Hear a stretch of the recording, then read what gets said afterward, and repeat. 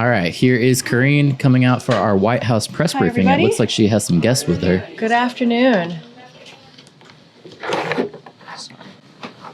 We've been gone too long. Somebody's missing. Okay. So the president has been briefed on Hurricane Helene, and at his direction, administration officials are in contact with their local and state counterparts to ensure that they have everything they need. Yeah, I'm in Florida, and when I looked at my weather tracker, it shows it going straight into where I live. So definitely ready for that. I thought it was going more towards the panhandle, but I guess maybe not. This week, the president approved emergency disaster declaration request from the governors of Florida, North Carolina, and Georgia, which unlock additional federal resources to help these states respond to the storm. And the entire Biden-Harris administration stands ready to provide further assistance to impacted states as needed. We continue to urge residents, especially those who have been instructed to evacuate, to heed the warnings of local officials. With that, I have here to my... Yeah, the Air Force Base there still hasn't been instructed to evacuate yet.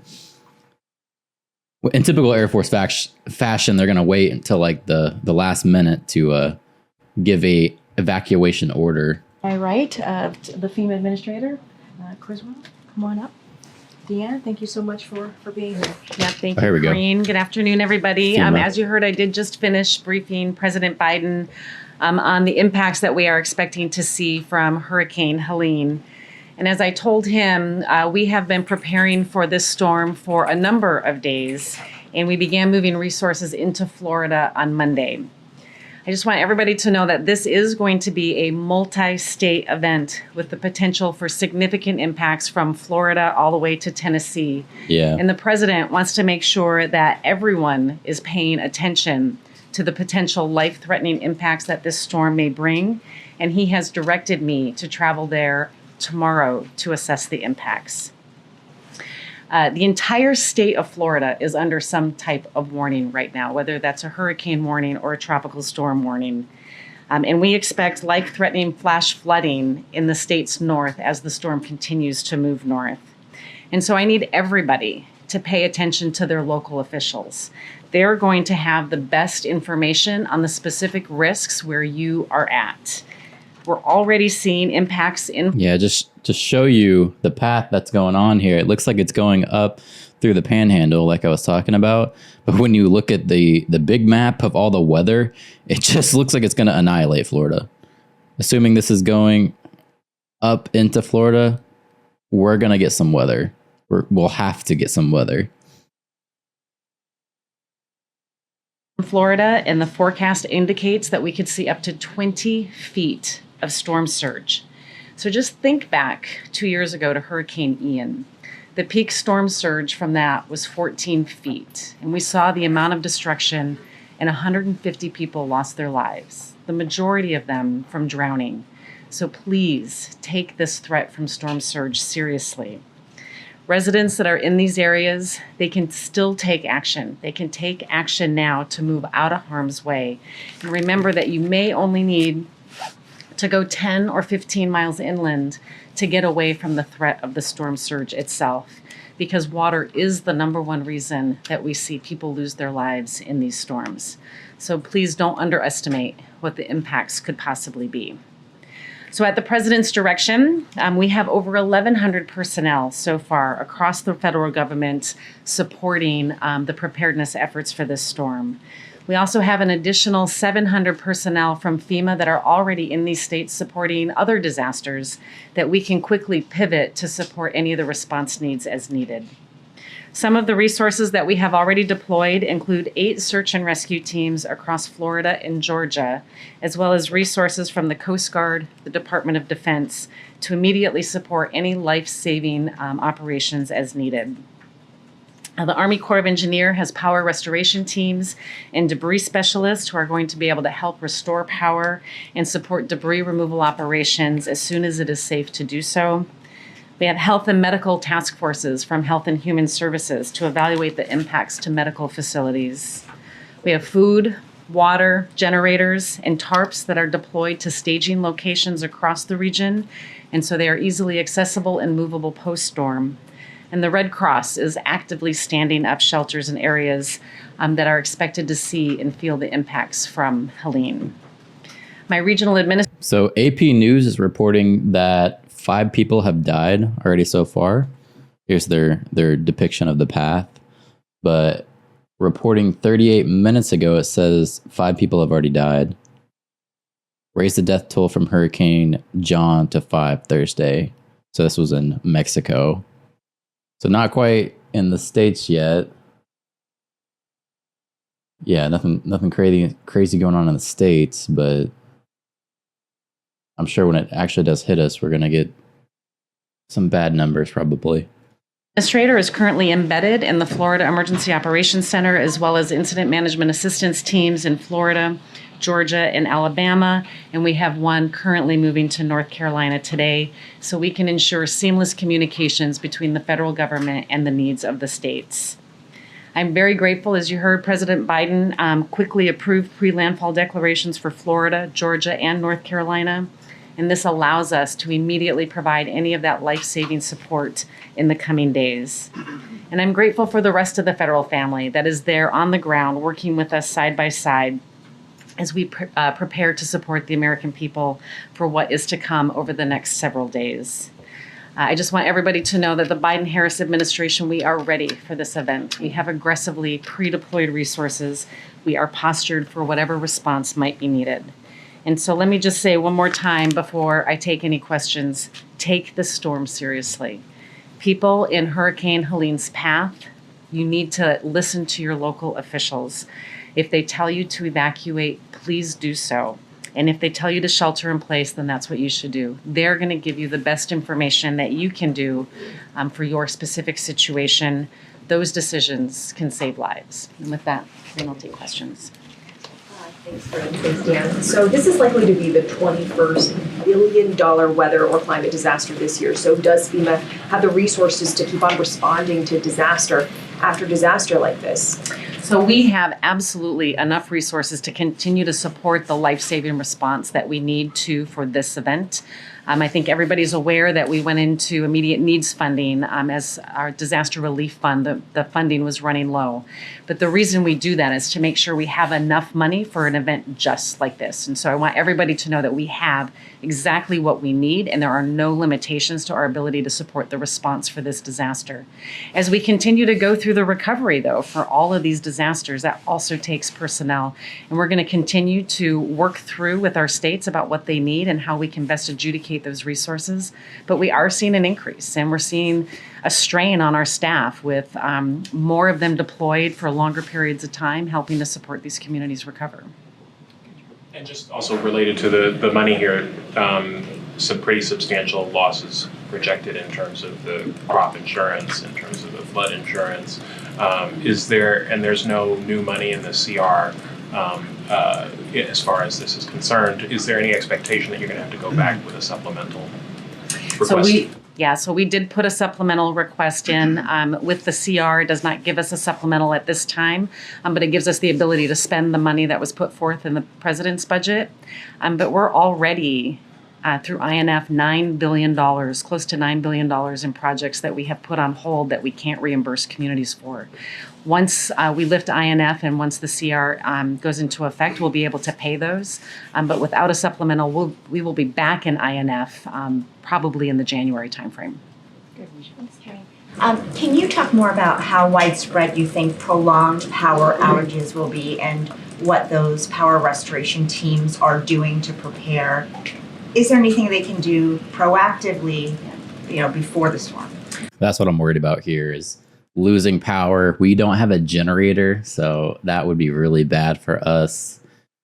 So Florida has a really robust plan, and they have really aggressive targets to try to get the majority of people, I forget what the exact percentage is, I think it was 85 or 90% within 48 hours back up. And they have several thousand resources that have been pre-positioned to come in and support Florida Power and Light or the other utilities to help them get the power back on. We expect widespread power outages from this. When we think about Tallahassee, it's got a lot of tree canopy. So those trees are going to come down and impact those power lines, and the debris and the ability to detangle the debris from the power lines is what could take a long time. The power restoration teams, they do a couple of things from the Army Corps. One, they can help us put generators in on critical facilities to help make sure that those facilities have power, but they can also make assessments on how to prioritize some of the work so we know where we need to put our efforts to help the private sector utility companies get the power restored as quickly as possible. Could you talk a little bit about how the response has changed based on the severity of the storms? I think we're seeing an increasing storms with increasing severity. So how does that change the response for you? I mean, I know it's more manpower, but what else? How else does it change? I think the biggest thing is that we want to get things in place early. This is why we've been moving resources into the area since Monday, and we know there's a large population that's really vulnerable in Florida. And so that's why we have so many search and rescue teams that are able to come in and augment the really impressive amount of teams that Florida already has within the state, right? So this is on top of what they already have. And so for us, it's making sure that we are sending more than we think that we'll need. And if I don't need them, I can send them home. What I don't want to do is be short. I want to make sure that I have enough that can support whatever the states might request. Good, MJ. You said that you are headed down there tomorrow. Did you discuss with the president whether it might be possible for him to make the trip down in the coming days? And secondly, is there a single piece of advice or warning that you wish in these kinds of situations people would heed more seriously that you might want to emphasize in this setting? Yeah, so the purpose of my visit is to assess the impacts, and I'll be briefing him on what those impacts are. I'll leave it to Karine to talk with him about what actions he might take. But I think the message is take this seriously. I mean, we look at the cone, and the cone is the wind, but the water is what kills people. And so we need to really look at where this storm surge is going to be in Florida. But Georgia, South Carolina, North Carolina, and those Appalachians, they're going to have up to 20 inches of rain in an area that can have significant flash flooding, and that is really life-threatening, and it comes so much faster than what we see from a storm surge, right? They're going to have less warning once the rain starts there. So they need to know what they're going to do now, put those plans in place today for where they're going to go, how they're going to contact their family and their friends, what they're going to need to take with them, like medicine or power devices for medical reasons. It's not too late. They should be able to put those plans together today so they can take the actions that their local officials tell them to do. Good. Thank you. You keep talking about the need to follow evacuation orders if local officials give them. We know from past storms that people don't always heed that, not because they don't want to, but because they can't afford to leave the area, don't have anywhere to go, don't have family members to help them. Is FEMA doing anything to work on that particular issue, given what you're talking about with water and the danger that can come from that if people stay in place? Yeah, so part of the pre-landfall emergency declaration is specifically to reimburse states and local jurisdictions for any of the costs that they incur to do sheltering and evacuation, because we want them to have the resources to put in place whatever measures that they need. I think the important thing on the evacuation to remember is if you're told to evacuate, especially from the storm surge area, it doesn't mean you have to go to a whole other state. And I think we often think of those pictures of contraflow lines and backed up traffic, but you really sometimes only need to go a few miles to get out of harm's way. And so the local officials should be able to tell you where there's local evacuation centers that you can go to until the threat of the storm has passed. And then when we get to the point where if they are displaced, then we have the long-term sheltering concerns that we'll have to work with. But the initial sheltering concern is just getting out of this storm's path for right now. Then we can work on what those long-term needs are. And that's why the pre-landfall declaration is so incredibly important that the president approved, is to make sure that those states have the resources to stand up those shelters and to help people get to safety. So here is the latest map that I can find on X of it actually being at landfall now that it's 1 p.m. So far, I got nothing I don't have any rain. It looks cloudy, of course. It looks like anything could happen at any moment. We're under a tornado warning, but nothing so far is really going on. So maybe we're in the clear and nothing bad is going to happen. Do you feel that the state is ready to stand up those shelters? I mean, you're talking about how you're going to reimburse them, but And then we got Chad in the chat. I thought today I was going to be alone. Nobody wanted to talk to me, but here you are to save my day. Hey, you're live. How was the hurricane? So I got nothing. That's kind of what I was saying here. I don't have any rain. They're still talking about it, wrecking lives and all this stuff. Again, here's the map that I found. It seems like it's already hit land. I see nothing. Like, I look outside, it's cloudy. We got a tornado warning. Nothing crazy is going on. So maybe I'm lucky. Maybe there was different spots. Like, as you can see, more towards the panhandle, they're having the actual weather. But yeah, I see nothing. is Florida ready to do that? Florida has stood up many shelters, and the American Red Cross is also there supporting that. I just need people to evacuate and go to them. Okay, we'll wrap it up. Good, John. Thanks, Karine. What resources are available not only to families but also to small business in the aftermath of this storm making landfall? Resources coming not only from FEMA but also from the SBA. Yeah, there's a number of programs that are available. For FEMA, we specifically made some changes into our disaster declaration, the Stafford Act, recently, which allows people that work from home to actually get compensated for some of their business losses if they work from home, like if they had a computer or other equipment that they needed to do their personal, if they're a photographer and they lost their cameras. So we just made that change recently in March to be able to compensate small business owners that work from home. SBA can speak specifically about their programs, but they've also made some really amazing changes this year, which increases the dollar amount that people can borrow from the SBA. It extends the time where they're going to delay the interest until they have to pay it or to start to repay that loan. And it's a tremendous resource to really help small businesses get back on their feet. If we ever get a hurricane in Utah, we have bigger issues than finding out how we're all going to get reimbursed. Yeah, but this is actually pretty cool, though. Good to know that if I get hit by a hurricane, they're going to replace all my YouTube gear so I can get back running. How do you decide where to position yourself tomorrow with the storm making landfall? So we're looking at where we think the biggest impact is going to be. And right now it looks like it's a dead-on hit to Tallahassee. Yeah. And so we'll fly as close to Tallahassee as we can get. And then I'll meet up with the governor and his team so I can see what the impacts are, hear what the team is thinking, and then we will assess, right? I've got staff on the ground that will have the intel as to where the hardest hit areas are. And then typically we like to either get an aerial view so I can fly over and see what some of those damages are, or on the ground if need be. But I'm also prepared to move up to Georgia, North Carolina, South Carolina, as we start to see what those impacts are and assess that. And because me being on the ground helps me validate some of the damages more quickly so we can get major declarations in place faster. Last question, Kim. Thank you. At the start of this year, you rolled out reforms to cut some of the red tape for the individual assistance program.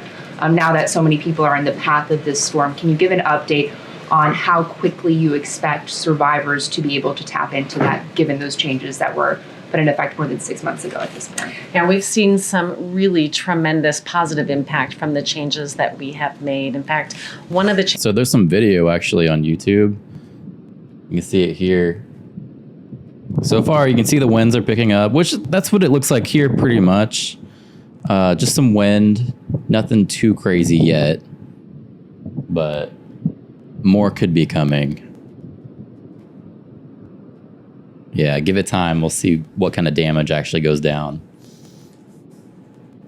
changes we made was we decoupled the requirement to apply for an SBA loan in order to be eligible for our programs. And it's really saving people several days in the process. And we're getting a large number of people that wouldn't have come back to us, which is great.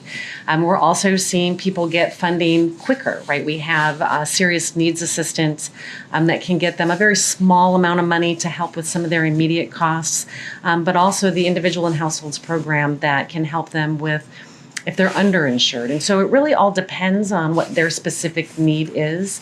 The money that they will see the fastest typically is that initial $750. Any damages to their home, we still have to assess and see what those damages are, and then can make that determination. My God, insurance in Florida is expensive enough when they try to claim all the damage that happened on their house. Oh, they are fucked. Why does the government always charge interest on their loans? You lost everything. Here's some money. But if you don't pay it back with interest, you'll lose everything. The pessimistic side of me is thinking that they're probably not going to be able to get these loans anyway. You know how the government moves. They're going to have so much red tape around everything that they're going to be disqualified somehow. And this money's not going to be available to them. Termination.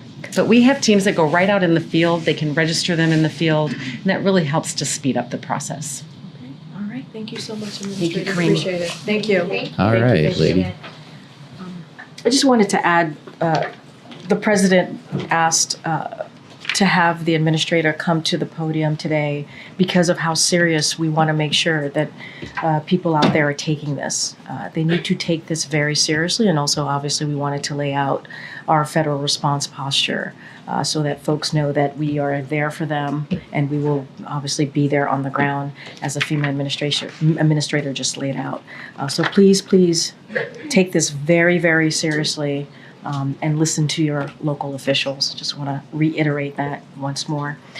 I have one more thing. It's a busy day here at the White House. One of the other things that we're going to be doing, as you all know, today the president and the vice president are announcing new actions to reduce gun violence and save lives. There we go. From the American Rescue Plan to the Bipartisan Safer Communities Act to issuing more executive actions to reduce gun violence than any other administration. Say goodbye to your guns. The president and the vice president have continued to use every tool available to protect people from the epidemic of gun violence.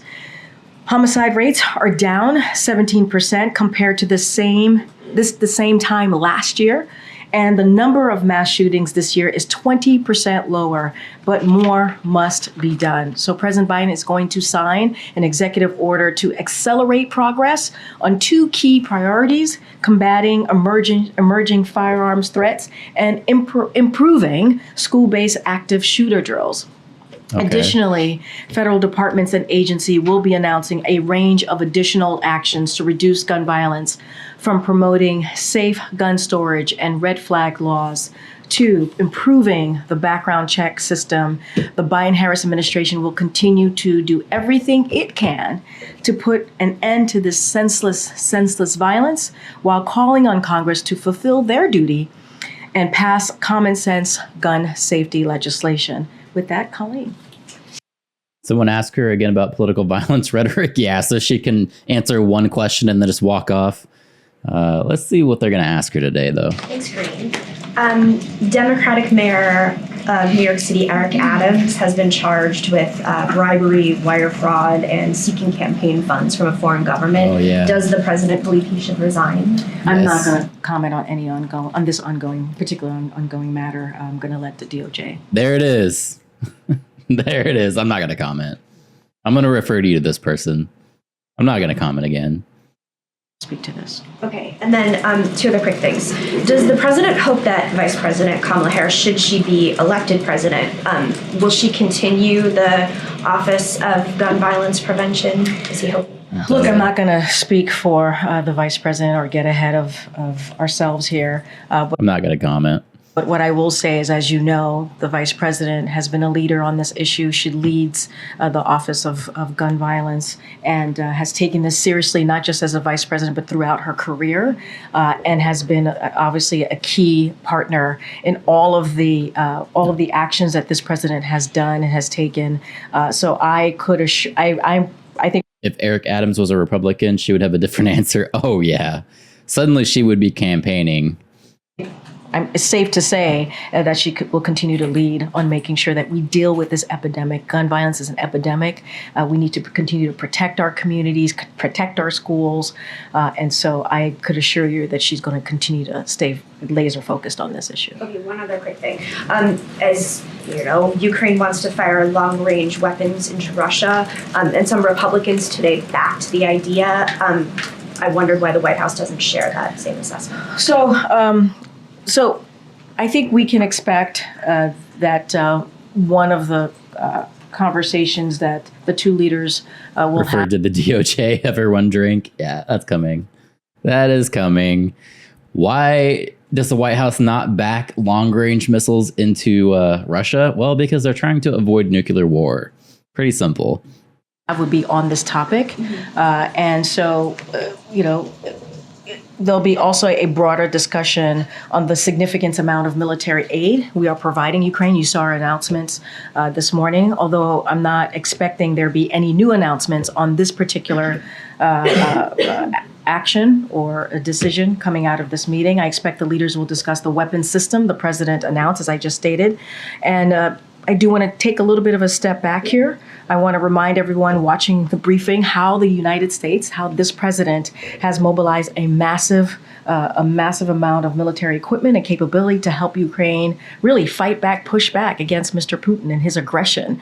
It's been almost 3 years. And this president has been there at day one. He has been able to bring more than 50 nations together to support Ukraine and their fight for their democracy. And so that's what you can expect. And the president is very proud of the impact of that support, what it's had, and is proud of that coalition.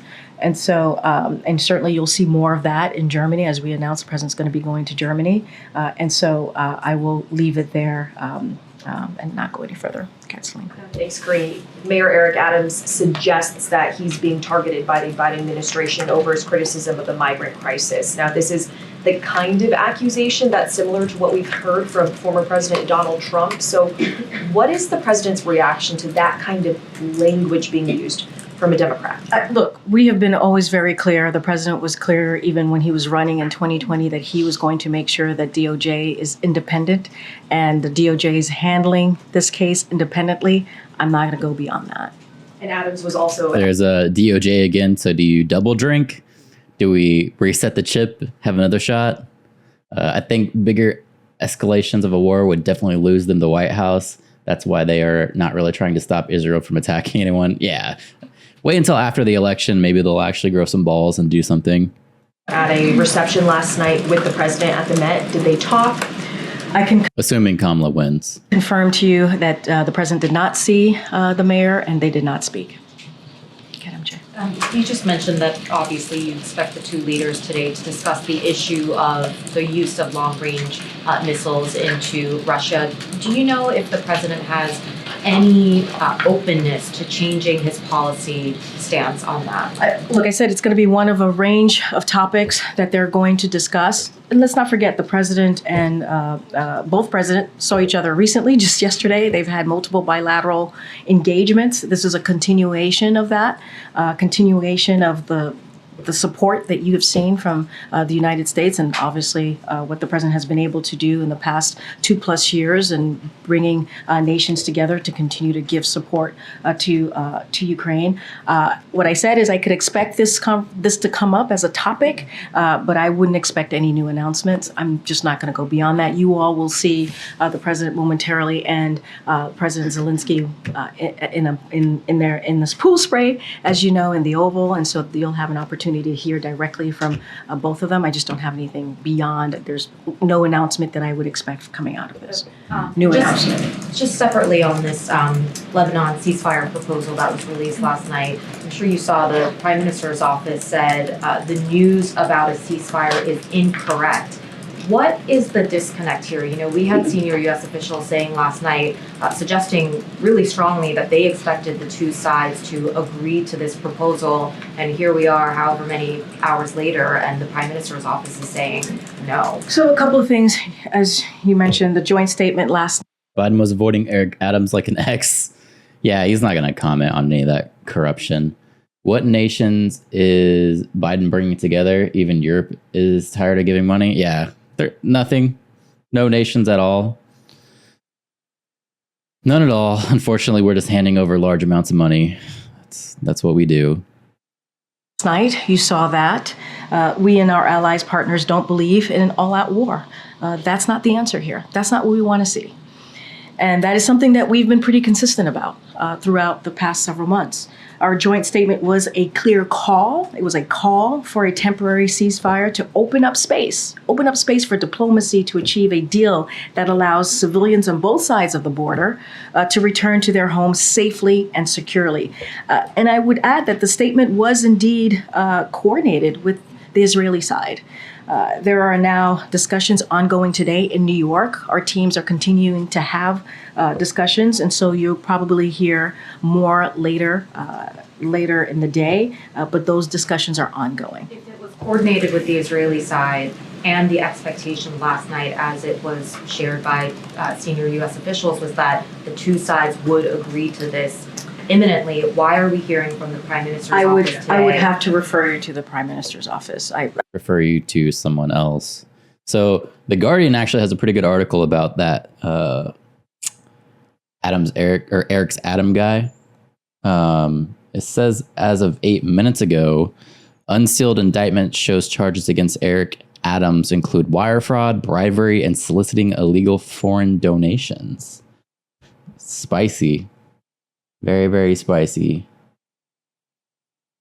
They're calling it a grave breach of public trust as the mayor remains defiant. So he doesn't want to step down.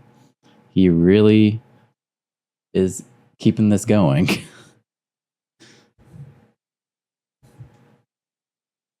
I'm just laying out the facts and what we know and what we want to avoid. We do not believe an all-out war is the answer. And we've been very clear about that. The president's been very clear about that. I just laid out the facts and what we're trying to do. This is a clear call for a temporary ceasefire. We want to provide space. We talk about how diplomacy is the way to move forward. That's what the president believes. I laid out that the statement was indeed coordinated with the Israeli side. I can't speak for them. They will have to speak for themselves.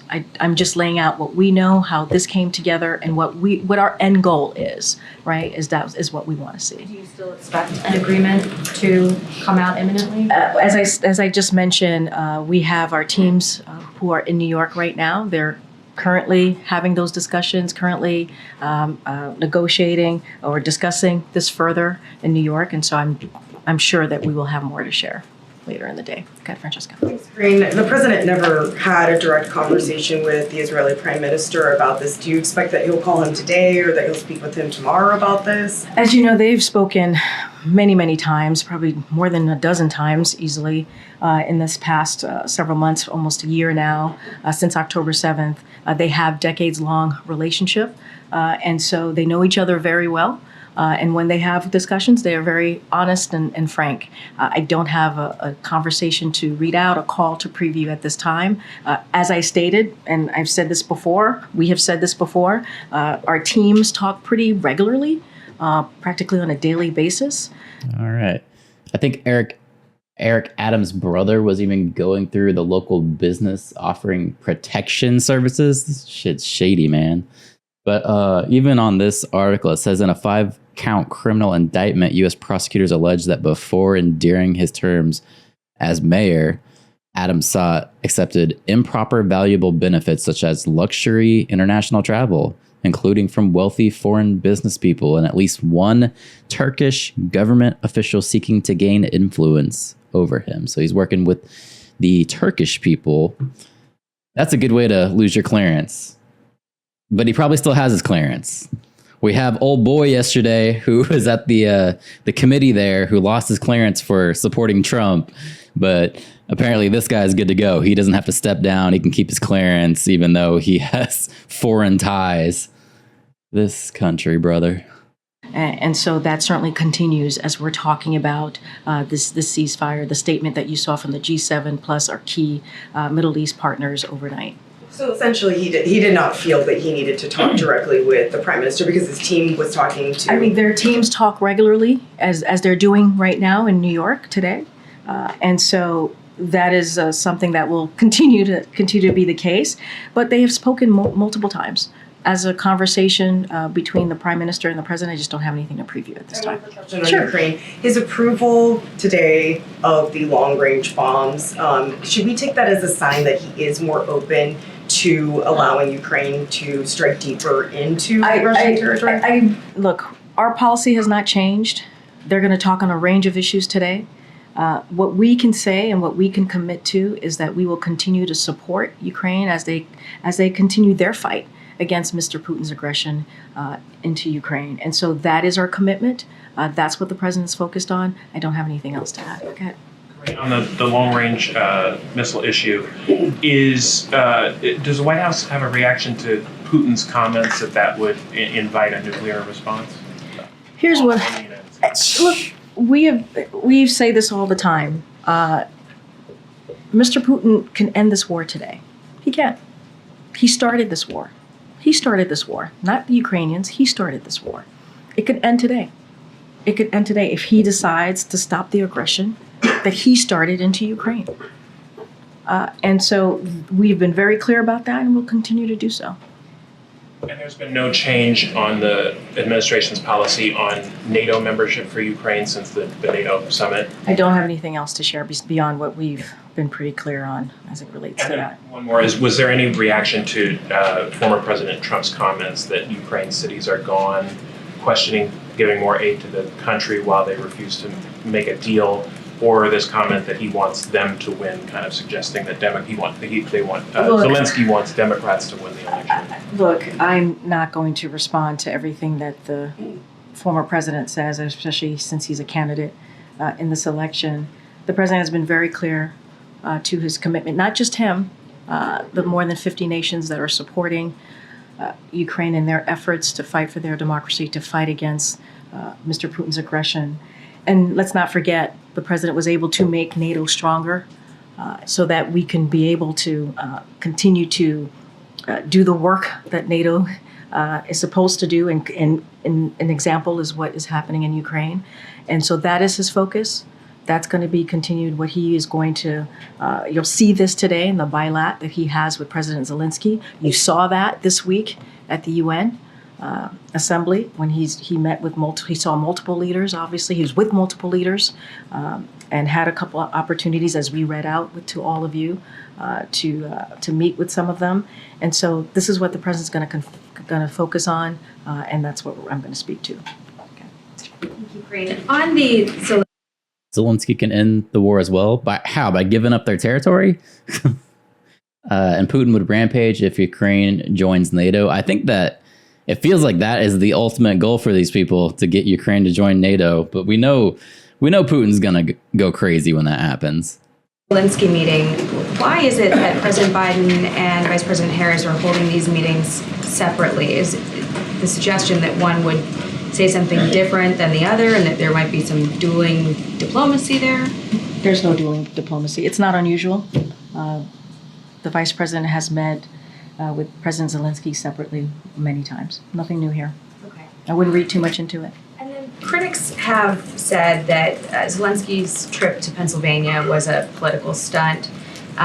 Did the administration communicate at all with Ukraine on who would be attending that trip, or make any effort to make it a bipartisan event? So let me just lay this down, because I know that there's been a lot of talk about this. So the Ukrainians asked to visit the facility, which employs American workers, as you know, who are manufacturing critical supplies that the Ukrainian military is using every day on the front lines of freedom. Because of its centrality to their country's continued existence. They gave her a script to read to answer this question. This came from Ukrainian, not us. This is something that they wanted to do. After they made that request, the OD did what it has done for years, figure out how to provide transportation for foreign leaders traveling on U.S. soil, which is common, which happens when they come to the U.S. And the whole world knows this is someone Putin wants dead. He's made very clear when it comes to President Zelensky. Also, just 2 months ago, President Zelensky traveled to Utah and held an event with the Republican governor, a very similar event, and Republican officials were there at that event in Utah, and there wasn't a single demand, not one single demand for an investigation when that occurred a couple months ago in Utah. So this was business as usual for a Ukrainian request during wartime. And so we would encourage the House Republicans to drop this. This is a political stunt. They need to drop this.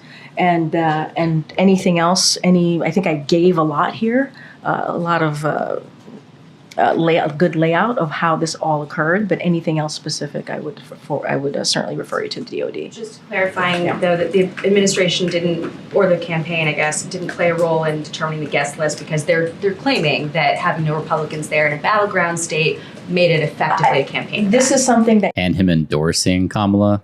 Ukrainians asked for. They did this a couple months ago in Utah with a Republican governor, and Republican elected officials were there as well. We didn't hear any type of investigation request when we went to a Republican state. We didn't. On the gun event today, what kind of gun does the Vice President have, and when did she buy it? That's something for her office to speak to.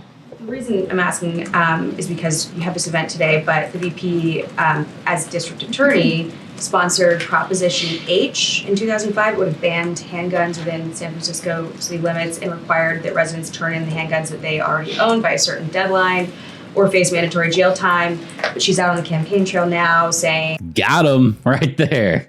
I'm not going to ban your guns, but yet I have a history of trying to ban your guns. That she's a proud gun owner and is not going to take away your guns. So can the White House get us an answer on that? Because she hasn't, and her campaign officials also haven't answered that question, even on television. Look, a couple of things here. When it comes to the VP and owning a gun, she can speak for herself. The campaign could speak for that. Her office can speak for that. I'm not. That's for them to speak to. It is not there's no conflict here when we're saying that we want to see responsible gun ownership. That's what by banning handguns. She's not even talking about ARs anymore in this conversation. We're talking about banning handguns.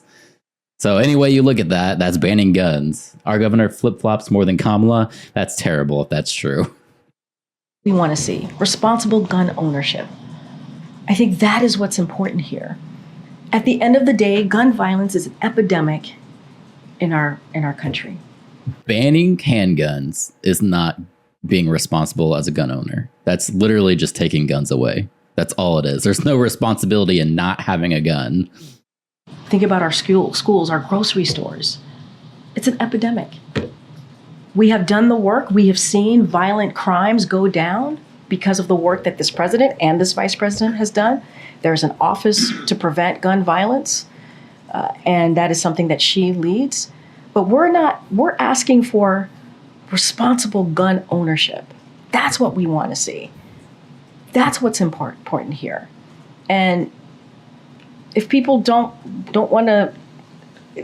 understand that, I don't know how to further even explain that to them. Our kids, our schools, there's an epidemic here. What's going on, Ahmet? How's your day going? There's an epidemic. There are drills happening in our schools right now. That's something that the president's going to speak to. That is traumatizing some of our kids because of this epidemic.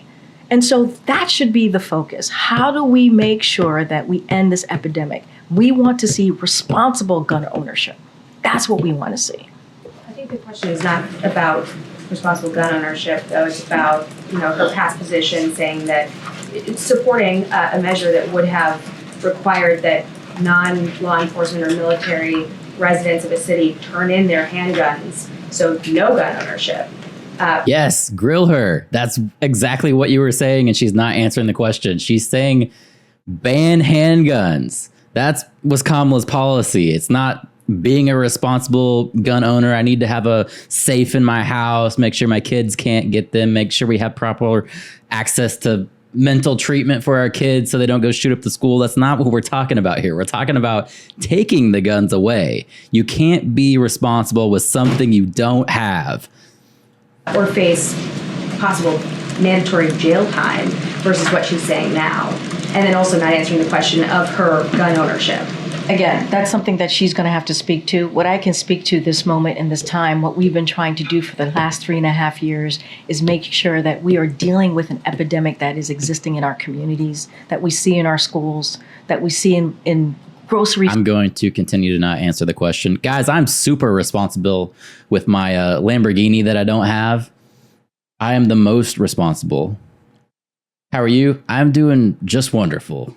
I can see the benefit of red flag laws, but there are too many Karens and extreme lefties to make it a valid option. Look at everyone who was reported for not wearing a mask. Exactly. It's a slippery slope. You can't trust these people. They're literally campaigning saying that people who think that they're going to take away the guns are crazy conspiracy theorists. Meanwhile, she's literally has a bill from 2005 talking about taking away handguns. That's literally a position that she held. And when she's talking about being a responsible gun owner, we know what that means. It means she's going to ban your ARs. That's the first step for what she wants to do, and it's just going to go downhill from there. Stores, it is an epidemic here. And what we're trying... And for her to try to take the angle, oh, it's because you don't care about children in schools, is fucking gross. You are disgusting, lady. Trying to do is prevent gun violence, and we have seen that go down. We have, because of this work, because of the executive actions, because of a bipartisan legislation that was able to be done under this administration to deal with gun violence, something that we hadn't seen in 30 years. So there is some bipartisan support here to deal with a responsible way of having gun ownership. We need to do more here. We need to do more. Go ahead. Thank you, Karine. Back on the long-range missiles into Russia, our latest reporting is that President Biden has not changed his position on this, in part because the Pentagon has assessed it would do very little to change the trajectory of the war. So does the president plan to be blunt with Zelensky about that assessment today and to give him a yes or no answer, at least as far as it stands today? So, again, I'm not expecting any new announcements. That is something that I'm going to be clear about. What our focus... If they do announce that today, that's going to be huge. Russia has already said that nuclear war is on the table if we start doing this. Here is that we are focused on ensuring that Ukraine has what it needs to prevail in this war. That is the president's focus. That's what they're going to continue to discuss about. That's what they're going to, the president's going to continue to support Ukraine on, not just us, the 50 plus countries that the president was able to get together to support Ukraine, making NATO stronger. I'm not going to get into any reporting about this. I've been very clear. And you're going to see both presidents momentarily in the bilat. You'll hear directly from the president, and so I'll just leave it there. Okay, and then following up again on the ceasefire deal in Lebanon, you said that the statement was coordinated with Israel. Are you saying that the U.S. has any reason to believe that despite what we are seeing and despite the public comments, Israel agrees with the U.S.? What I'm saying is that their discussions continue in New York. I laid out the facts as they are, and wanted to be very clear about that. Let me just read out a couple of things from the joint statement that you all saw from the G7 plus key partners, Middle East partners. The situation between Lebanon and Israel since October 8th, 2023 is intolerable and presents an unacceptable risk of a broader regional escalation. This is in nobody's interest, neither of the people of Israel nor of the people of Lebanon. It is time to conclude a diplomatic settlement that enables civilians on both sides of the border to return to their homes in safety. Diplomacy, however, cannot succeed amid an escalation of this conflict. So we want to see a ceasefire, a 20-day ceasefire.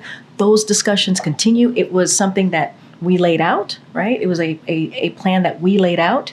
And so we want to certainly see that move forward, and those discussions continue in New York with our teams. And you've made that abundantly clear. But I guess my question is, Israel is not on the list of countries that came up with the proposal or has agreed to it. You're right. It's a G7, the G7 plus the key Middle East partners that put forward this this joint statement last night. So why do you have any reason to believe that they're going to agree to this? As I stated, and you pointed this out when you asked me your question, Israel was aware of this statement. And now, what I can tell you right now, we are having continued discussions that is happening with our teams in New York. And I'm not going to get into private diplomatic engagement, but I can assure you these conversations are continuing. Thank you. Do you predict that Israel will do a ground invasion? God, man, I don't know. Who knows? What do you think? Just a quick follow-up on that statement that you read. It refers to the situation as a situation, a conflict, and an escalation. Do we agree at the White House that what we're witnessing between Israel and Lebanon right now is in fact war? I'm not going to get into semantics from here. What we know and what we are seeing is that this cannot continue, and we want this to end, right? We want a peaceful solution here. I'm just not going to get into semantics. I guess I ask because we've heard the president say, as he said multiple times this week, that he wants to avoid a full-scale war, an all-out war. He said it remains a possibility. That's why they're pursuing this diplomatic solution. But I guess just for our understanding of what an all-out war looks like versus what we're witnessing now. I mean, look, I'm not going to get into. Here's what we want to see. We want to see a 21-day ceasefire to give us the space to have that conversation, so that we can have a negotiation to end this. That's what 90% yes. Yeah, I mean, dude, it could happen. It really could. What we want to see. And so we believe this gives us an opportunity to do this by calling for a 21-day ceasefire, to be more clear. And so it's important. It is intolerable what's happening. It cannot continue for both sides. It cannot continue. And so we're going to do everything in our power. The president has been very clear to get to that point. I think it was important. It was important to see a joint statement from the G7 and key Middle East partners. I think it was important to see that. You see countries coming together and seeing what's happening. The tensions need to stop. We need to get to a ceasefire. And so that is what we're trying to get to here. We're going to continue to have this discussion on getting to that 21-day ceasefire. That's continuing in New York. As you know, UNGA continues, right? Even though we're back here. And so our teams are there. They're having those discussions. They're doing these diplomatic conversations. You hear us talk about it all the time. Diplomatic resolution is key. And that's what we're trying to get to. And that's what I think you can see, the type of movement that you've seen from this president, right? When he was at UNGA having conversations with other leaders. And now we've come to a place where we have put this forward. And this is what we believe. If we see this 21-day ceasefire, it gives us the space. It gives us the space to have that conversation. Okay. Thank you, Karine. I'm going to have another go at the ceasefire. Sure. So, the White House said that they don't want to see a wider war, and you wanted to see this 21-day ceasefire.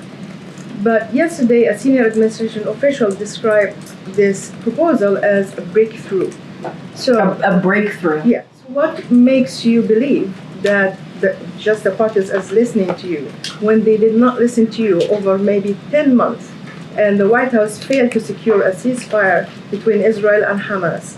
The party changes now. It's Israel and Hezbollah as opposed to Israel and Hamas. Mm-hmm. So where do you get this optimism when the president always say we are 2 days away from securing the ceasefire, we're 3 days away, until now you're unable to secure a ceasefire and release U.S. hostages? So where is this optimism coming that both Hezbollah and Israel can listen to the White House? These people don't want a ceasefire. Let's be honest. Their ceasefire keeps shrinking in days. It was a 60-day, then a 6-week, now a 30-week. Pretty soon they're going to brag about creating a 32-minute ceasefire. Yeah, or 10 minutes. There was no killing for 10 minutes, guys. Vote for us right now. Let's see what kind of response she has, if she gives any good information. So here's the thing. As I stated, our teams have been in discussion. The president certainly has been engaging our teams in particular with Israel and Lebanon throughout this week. And based on those conversations, right, we have had with Israel and Lebanon, and we have had with our partners as well, we felt comfortable in releasing this statement because of those ongoing dialogue, that diplomatic conversation, resolution that we're trying to get to, calling for a ceasefire. And it is up to the parties to respond. I mean, it is up to the parties to respond. But we felt comfortable in releasing that statement last night because we have been having those discussions with Lebanon and Israel. But to your point, it is up to the parties to respond. Now, we put out the statement, the joint statement last night. Conversations continue, discussions continue in New York. And so we're going to continue to move that way. But we have to do something, right? We have to continue to act. And diplomacy is the way to deal with what we have been seeing. Right? Does the White House have leverage over either party so we don't go to a wider war? We're trying to prevent a wider war. That is what we've been working towards for some time. And we have had these discussions with both Israel, with Lebanon, with our partners, and we felt comfortable enough to release the statement. We believe that diplomatic resolution is key here. This is a legit question. Is KJP colorblind? She really can't leave her place thinking her outfit colors look good. I don't know what her plan is with her outfits. This one isn't as bad as the clown suit that she had last week. I'll give her, like, this one looks decent. It's very bright. I'll give you that. It's pretty crazy. But that orange suit last week, that thing was just atrocious. I don't know what she was thinking with that one. And we can't stop. We got to continue to try, right? But it is up to our partners to respond. It truly is. But just because we release the statement, it doesn't stop there. It doesn't. So we're going to have diplomatic discussions as it's happening in New York. She's giving me Joker vibes. It doesn't stop from last night releasing this joint statement. And we'll see where we get. We see where we get to. Question: the number of the people who have been killed in Lebanon is over 600 now, 2,000 wounded.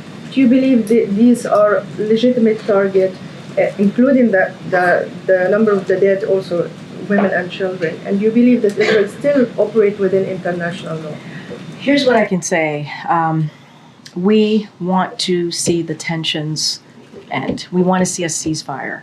That is what it's what we're seeing right now, and this is in our statement. It is intolerable what's going on right now. It cannot continue, and it's not good for either side. It is just not. This is why we're trying to get to a diplomatic solution here. And you mentioned children and women. Nobody wants to see that. We don't want to see that. And so we're trying to get to a diplomatic solution. That's why we called for... If you're sponsoring someone and they don't win in 2 to 3 years, you drop the sponsorship, quit throwing money at it. We need to stop sponsoring countries. So part of me thinks the reason why we're actually sponsoring these countries is so we can test our new weapons of war and to develop our own military in the process. Think about like Starlink. Nobody had really tested that in a way of using it for war until this war here. And now we've kind of seen the capabilities, the things that it can do. I know they're out there like testing just different weapons in general, and it's making our military better. So it's better if we're looking at it as an investment into making us more lethal, I guess, just to try to get something good out of this instead of just thinking that we're throwing money into it. You know, we laid out a path, a call for a 21-day ceasefire. And that's why we're continuing to have these diplomatic solutions, right? Diplomatic conversations. We have to do this. We have to. That is the way out of this. And I know we have to wrap pretty soon. Go ahead, Garen. She's running. In response to a criminal complaint filed against Donald Trump and J.D. Vance, Congressman Clay Higgins of Louisiana, in a social media post, described Haitians as, quote, gangsters, and Haiti as, quote, the nastiest country in the Western Hemisphere. He has since deleted that post. CBC Chairman Stephen Horsford tried to censure him in the House yesterday, was blocked by Republicans. But what is the White House's reaction to Higgins' post and the failed effort to hold him accountable? Look, I'm not going to speak to House actions and how they go about their business. That is for them to decide how they're going to deal with individual congressional members. What I will say more broadly, and we have been very clear from here, the president has been clear, the vice president has been clear. I think what we are seeing right now, what we have heard from national leaders about what is going on in Springfield, Ohio, the baseless lies and conspiracy theories, it's dangerous. And it is. She's getting mad again. She flipped to that question, your favorite question. She's about to get furious. I'm surprised no one asked about Paul Pelosi cashing out Visa stock before they government sued Visa. Oh, really? I didn't know that either. I'm not really following his portfolio to know that, but interesting, because there's always something going on with the Pelosi's, how they suddenly have insider information and are making these trades and making all this money. It's false.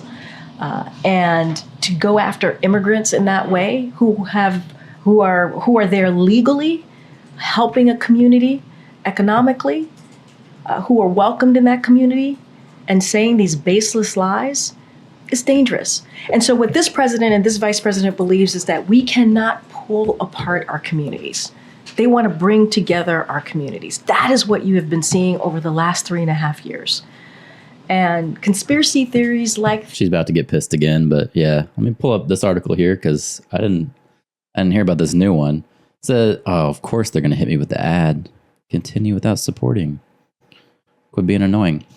Nancy Pelosi's husband sold more than $500K worth of Visa stock just weeks before DOJ's antitrust lawsuit. How's this not being investigated at all? We have it here. It's in the media. People know about it. Let's see. Visa was hit with a lawsuit on Tuesday that alleged the company was has illegally monopolized the debit card market. The culmination of a year-long review conducted by the Justice Department's antitrust unit. Okay. But nothing about them looking into Pelosi? The disclosure form shows that Pelosi's transaction is marked SP or spouse, a reference to husband Paul. Okay. Look at this. Yeah, they have a Nancy Pelosi stock trader. I'm sure that's after the fact. Man, if we could know up to date, like what her trades were, like by the minute, we would be rich. We'd be making so much money if we could do that. He sold back about $500K worth of stock. Yeah, that's insane. How can we find a way to monitor his trades and get that like up-to-date information so we can get rich? That's what we need. But yeah, there's nothing about them looking into this. Like, obviously, this is not the first time this has happened. Yeah, they just don't care. It's like, whatever. No one cares. Business as usual. No big deal. This are harmful, and we have seen this already, how dangerous this is. How dangerous this is to go after, in this particular instance, Haitian migrants who are welcomed in that community. And it has not just been denounced from us, denounced from the governor of Ohio, denounced by the police department, local police department, the city manager of Springfield. I mean, on and on, by Republicans who have denounced this. And so it's unfortunate that we have national leaders who are playing political stunts and political games. And so that is what we're going to continue to speak to. We are about bringing our communities together, not tearing them apart. One more question. Sure. Death row inmate Marcellus Williams was executed in Missouri on Tuesday despite concerns about evidence and jury selection process in his 1998 case. Despite the St. Louis County prosecutor and the victim's family requesting that he live, Missouri's governor, attorney general, and the Supreme Court ultimately failed to intervene. Considering this and the president's stance against the death penalty, what does he personally think of Williams' execution? Isn't this about the guy who stabbed a lady like 20 times? And people are trying to paint this as racism? So obviously I can't speak to this case specifically. I can't do that from here. But the president has long talked about his serious concerns about the death penalty. as currently implemented and whether it is consistent with the values fundamental to our sense of justice and fairness. He supports the Attorney General's decision to issue a moratorium on federal executions while the Department of Justice conducts a comprehensive review of policies and procedures governing the federal death penalty. And so I'll leave it there. I know I gotta go. Go ahead. Thank you, Karine. Just to follow up Didn't he admit it? Well, I don't know. Let me see.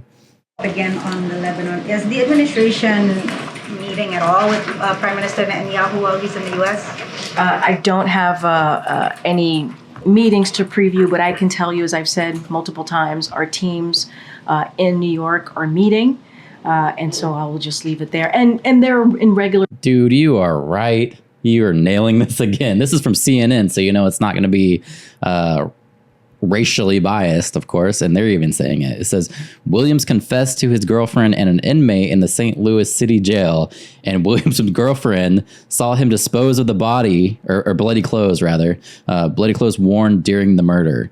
So it's not even up in the air if he did it or not. It's straight up, this guy murdered a woman, and we're fighting. Okay, I can see, like, you could argue for or against the death penalty, but all of the articles that I've seen, they're trying to paint this as a racial issue. I think one of the main ones that I saw is they were trying to say that the government lynched him.